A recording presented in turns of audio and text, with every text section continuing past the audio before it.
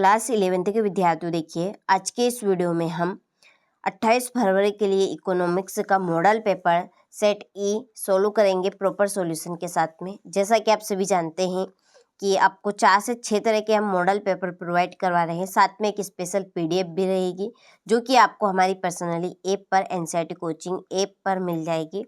ठीक है, तो इसके बाद में आपका एक और सेट और रहेगा, सेट ऐप, जिसमें आपके 6 मॉडल पेपर खत्म हो जाएंगे। तो चलिए बिना किसी डाउट के वीडियो को शुरू करते हैं और सारे प्रश्नों को अच्छे से कंप्लीट करते हैं। तो देखिए पहला प्रश्न है कि भारत में योजना आयोग की स्थापना किस वर्ष की गई थी।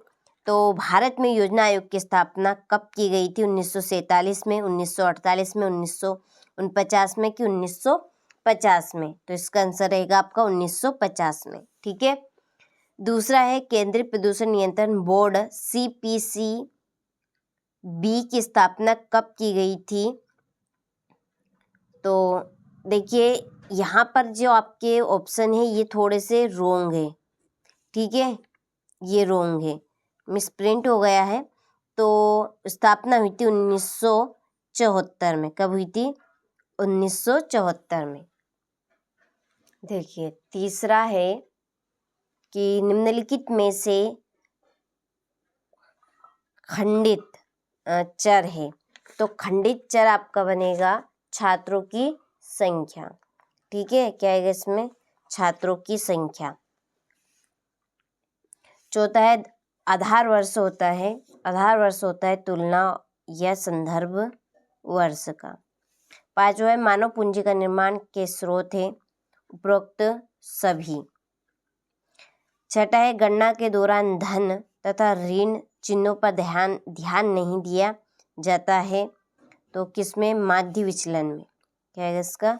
माध्य विचलन। ठीक है, चलिए इसी के नीचे इंग्लिश वर्जन वालों के लिए choose the correct option and write. पहला है in which year was the planning commission established in India?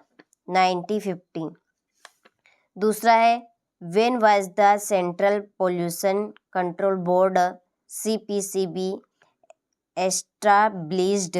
ठीक है, तो इसका आपका रहेगा 1974। ठीक है, वो हिंदी में आपके थोड़े से गड़बड़ हो गए हैं, तो इस तरह से सन रहेंगे। इसमें आंसर आपका आएगा 1974। ठीक है, और तीसरा है is a fragmental variable of the following? तो इसका है तीसरे का number of students. The base year is, the base year is की रहेगा comparison are if reference year. पांचवा है human capital is are the source of formation? तो इसमें आएगा ऑल ऑफ द एबोव।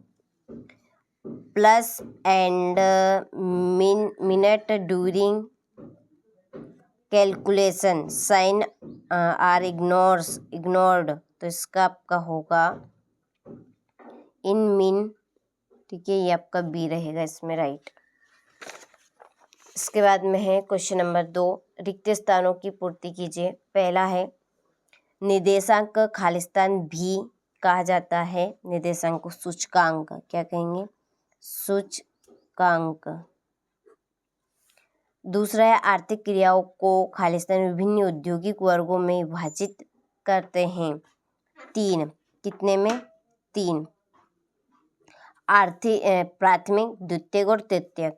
तीसरा है एक वर्ग की उच्च सीमा तथा निम्न सीमा का अंतर खालिस्तान कहलाता है। वर्ग अंतराल क्या कहलाएगा? वर्ग अंतराल। चौथा है कार्यबल में महिलाओं की भागीदारी दर शहरी क्षेत्रों की तुलना में ग्रामीण क्षेत्रों में खालिस्तान है अधिक। प्रमाप विचलन खालिस्तान से निकाला जाता है माध्य, इसमें माध्य। और खालिस्तान कर वे कर है जिनका भार दूसरों पर डाला जा सकता है अप्रत्यक्ष। अप्रत्यक्ष, ठीक है, क्या आएगा इसमें, अप्रत्यक्ष। चलिए, तो आपने अच्छे से स्क्रीनशॉट ले लिए होंगे। इसके बाद फिल इन द ब्लैंक्स, ये आपके इंग्लिश वर्जन वालों के लिए। पहला देखिए, index number is also called statistical, ठीक है, मैनेजमेंट। दूसरा है economic activities are divided into dot classes, industry. तीसरा है the difference between the upper limit and the lower limit of a class is called class interval, ठीक है।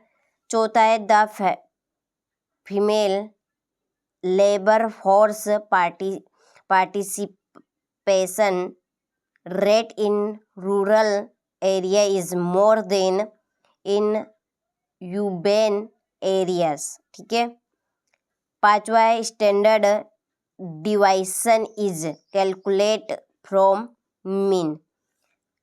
छठा है indirect test and those test whose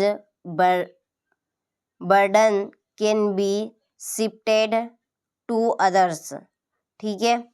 चलिए, तो ये आपके इंग्लिश वर्जन वालों के भी हुए। अब बढ़ते हैं सत्यासत्य की ओर। देखिए, पहला HDI के मुख्य घटक 3 हैं, तो ये आपका सत्य है। दूसरा है प्रच्छन्न बेरोजगारी, ग्रामीण बेरोजगारी का काम, बेरोजगारी आम प्रकार है, सत्य। तीसरा है सांख्यिकी के निष्कर्षण औसत रूप में सत्य होते हैं, सत्य। सहसंबंध गुणांक सदैव धनात्मक होता है, तो असत्य। धनात्मक, ऋणात्मक और शून्य भी होता है, ठीक है, शून्य भी रहता है। पांचवा सतत विकास पर्यावरण के संरक्षण का पर्याय है, तो ये आपका सत्य है। विचलन सकारात्मक, नकारात्मक या शून्य हो सकता है, तो ये भी आपका सत्य रहेगा, ठीक है। इसके बाद इंग्लिश वर्जन वालों के लिए पहला देखिए, there are 3 main components of HDI, ठीक है, ये आपका राइट है। और दूसरा आपका भी राइट रहेगा, तीसरा भी, चौथा आपका रॉन्ग है, ठीक है। The collection coefficient is always positive. इसके बाद में ये आपका पांचवा राइट है। और डिवाइसन में भी पॉजिटिव, नेगेटिव और ज़ीरो, तो ये भी आपका सत्य रहेगा, ठीक है। इसके बाद में है जोड़ी। देखिए, पहली जोड़ी है आवश्यकताएं। आवश्यकता है असीमित, हमारी जो आवश्यकता है वो उनके कभी छेव नहीं आता, ठीक है। चरों के मूल्य खंडित श्रेणी। भारत में आर्थिक सुधार 1991 में हुआ। और उच्चतम आवृत्ति है बहुलक, क्या है, बहुलक। भारत में दक्कन का पठार है, काली मिट्टी में समृद्ध। कुशल श्रमिक के अधिक आय। और मानव पूंजी के स्रोत शिक्षा एवं स्वास्थ्य, ठीक है। चलिए, यहाँ से आप स्क्रीनशॉट ले लीजिए। इसके बाद में ये आपके इंग्लिश वर्जन वालों के लिए, ठीक है। अगला प्रश्न है, एक वाक्य में उत्तर दीजिए। पहला, श्रम से आशय क्या है, इसकी परिभाषा भी देखेंगे हम। मृदा अपरदन का मुख्य कारण क्या है? मृदा अपरदन मुख्य कारण है इसका जल और वायु जैसे प्राकृतिक शक्तियों से, ठीक है। सहसंबंध तकनीक का विकास किसने किया? एक वित्तीय वर्ष में कम से कम 100 दिवस की रोजगार की गारंटी कौन सी योजना में है? भारत में किस क्षेत्र पर निर्भर सबसे अधिक है? और 6, 7, 9, 11 तथा 12 का समांतर माध्य क्या होगा? तो इसका समांतर माध्य होगा आपका 9। और छठे में आपका रहेगा प्राथमिक क्षेत्र।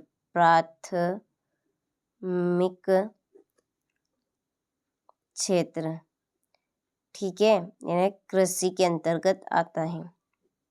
चलिए अब बाकी के जो आपके प्रश्न के आंसर बचे हैं इनको देख लेते हैं। ये देखिए, श्रम बल, श्रम बल हम किसे कहेंगे, तो ध्यान से सुनिएगा। श्रम बल का आशय उन सभी व्यक्तियों से है जो काम करने के इच्छुक है और काम कर रहे हैं। ठीक है, हम श्रम बल किसे कहेंगे कि ऐसे व्यक्तियों को कहेंगे कि जो काम करने के इच्छुक है। ठीक है, यानी कि रोजगार में है और काम कर रहे हैं, यानी कि बेरोजगारी कर रहे हैं। ठीक है, जो काम कर रहे हैं वो क्या है, बेरोजगार है। ठीक है, तो श्रम बल का आशय उन सभी व्यक्तियों से है जो काम करने के इच्छुक है और काम कर रहे हैं, उसे हम क्या कहेंगे, श्रम बल कहेंगे। ठीक है, मृदा अपरदन का मुख्य कारण जल और वायु जैसी प्राकृतिक शक्तियों से है। ठीक है, तीसरा है CSO का पूर्ण रूप, तो CSO का पूर्ण रूप है केंद्रीय सांख्यिकी संगठन। और पांचवे का है महात्मा गांधी ग्रामीण रोजगार गारंटी अधिनियम। और चौथे में आएगा फ्रांसिस गोल्टन। ठीक है, फ्रांसिस गोल्टन आएगा इसमें। पांचवा ये मैंने यहाँ पे लिख दिया है। छठे का तो हमने देख लिया, सातवें का भी देख लिया है। ठीक है, चलिए इसके बाद में ये आपके इंग्लिश वर्जन वालों के लिए right the answer in one sentence word. देखिए, पहला है what is meant by labour force. दूसरा है what is the main cause of soil erosion. तीसरा है what is the full form of CSO। चौथा है हु डेवलप्ड द कोरेलेशन टेचिक्यूनी। ठीक है, ये आपका रहेगा। और ये आपका पांचवा और नव, यहाँ छठा और सातवें मैंने यहाँ पे लिख दिया है 9। चलिए इनके भी हम आंसर देख लेते हैं इंग्लिश वर्जन वालों के लिए भी। ये देखिए, यहाँ पर मैंने पहले से ही लिख कर रखा हुआ है। ठीक है, तो आप सारे प्रश्न के अच्छे से स्क्रीनशॉट लें। जो क्वेश्चन नंबर 1 है उसकी डेफिनेशन आप कंप्लीट करें, केवल मैंने डेफिनेशन नहीं लिखी है। तो 2 से तो आपके 7 तक के प्रश्न के आंसर है ये सभी। ठीक है, आपने स्क्रीनशॉट ले लिया होगा। अब बढ़ते हैं अगले क्वेश्चन की ओर। देखिए, किसी देश में मानवीय पूंजी के 2 प्रमुख स्रोत क्या होते हैं। निर्देशांक की रचना करते समय किन प्रमुख बातों को ध्यान में रखना चाहिए। नियमित वेतनभोगी कर्मचारी किसे कहा जाता है। विशेष आर्थिक क्षेत्र किसे कहा जाता है। सहसंबंध को परिभाषित कीजिए और प्रमुख क्षेत्रीय और वैश्विक समूह के नाम लिखिए। ठीक है, इसके बाद में हमारा अगला क्वेश्चन है द्वितीयक आंकड़ों से क्या अभिप्राय है। माध्यिका से क्या आशय है। समांतर माध्य को परिभाषित करना है। पर्यावरण का क्या अर्थ है। औपनिवेशिक काल में भारतीय संपत्ति के निष्कासन से आप क्या समझते हैं। सांख्यिकी की कोई 3 सीमाएं लिखिए। विविधीकरण के स्रोत के रूप में पशुपालन एवं मत्स्य पालन के महत्व पर टिप्पणी लिखिए। समांतर माध्य की 3 विशेषताएं लिखिए। वैश्वीकरण के 4 लाभ बताइए और वर्गीकरण को परिभाषित कीजिए। इसके मुख्य उद्देश्य बताइए। अगला क्वेश्चन है बेरोजगारी से क्या आशय है। भारत में बेरोजगार के प्रमुख 3 प्रकार बताइए। निम्नांकित वितरण का समांतर माध्य ज्ञात कीजिए। ठीक है, तो ये आपके इस तरह के प्रश्न हैं। आपने सारे प्रश्नों का अच्छे से स्क्रीनशॉट ले लिया होगा। अच्छे से आपको कंप्लीट करना है ताकि आप सभी अच्छे से अच्छे नंबर कवर कर सकें। ठीक है।